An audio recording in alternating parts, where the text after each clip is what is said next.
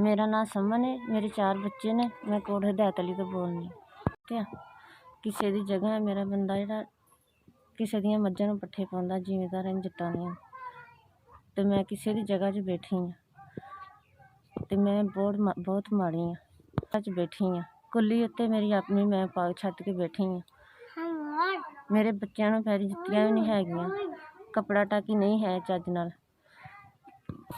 आ देखो भाई, मैं अपनी ना पराली बिछा के ते अपने बच्चे निगे करके पानी। मेरे को कोई शै नहीं है, गुरबत बहुत है, लेकिन जुल्ली बिस्तरा नहीं हैगा, भी नहीं, गर्म कपड़े भी नहीं है, सर्दी तो बचने वास्ते ना तलाइयां तलुइयां रजाइयां रजुइयां नहीं है।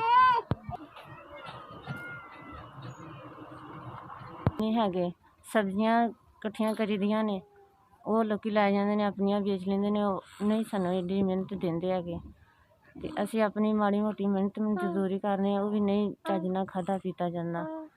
ठीक है, हेल्प कर दो। मैं अपने बच्चों के 2 बिस्तरे ते जुत्तियां लै आवां, गर्म कपड़े लै आवां। सारियां चीज़ां मैं लंडे च लैके आनी, दुकान तो नहीं लैनियां। इत्थे बहुत ज़रा सस्तियां मिल जांदियां ने, महंगियां बड़ियां दिंदे ने।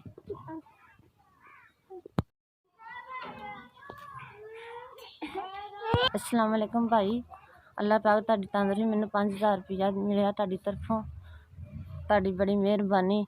अल्लाह तुहानू बहुता देवे, अल्लाह तुहानू बहुत बहुत सेहत देवे, तंदरुस्ती दे, अल्लाह तुहानू इन्ना क देवे किसी गल दी थोड़ ना आवे।